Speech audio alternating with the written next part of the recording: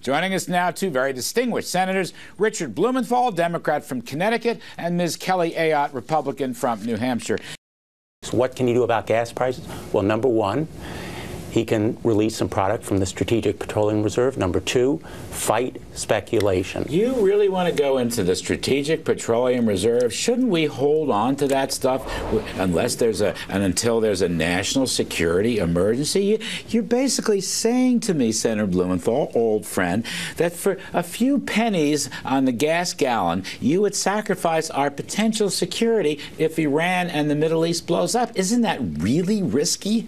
As a number one, last resort. Number two, as a small amount, which has been done before. President Bush did it at least once in the wake of Katrina.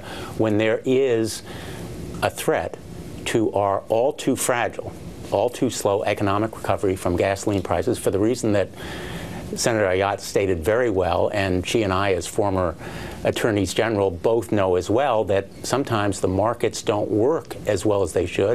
I would say this, first of all, again, with respect to what Richard said, I would disagree with him on the Strategic Petroleum Reserve for this reason.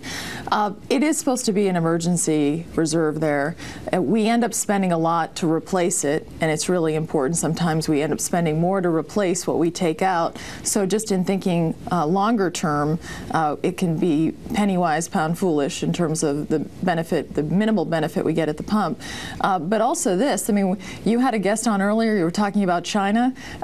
We know that China is also using much of the world's resources on oil, that they're actually holding reserve right now oil additional. We would be playing into their hands on the supply issue, and I don't think it will help gas prices. Because it'll be gobbled up. Because yes, it's a world price. Absolutely, and a world supply. It's a world price. And we'll actually be shipping gasoline. We'll be shipping oil and refined products to China. Let's just, again, come back to priorities, Larry.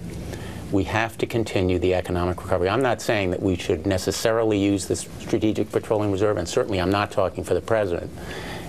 But fighting speculation is something that we all can agree. You really believe this is about speculators? I think speculators are contributing to it. There's no spare capacity in the world oil market. There's not enough refining capacity because we're not pipelining them into the refiners. The amounts are at all-time high in terms of the amounts of oil that is under these commodities futures contracts and the amounts of speculation that are taking place.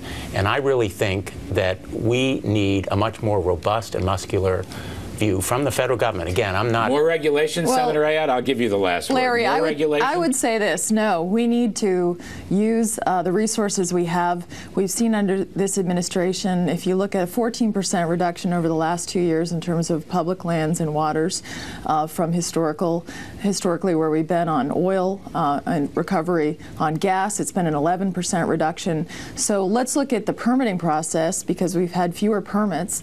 Let's use our own natural resources.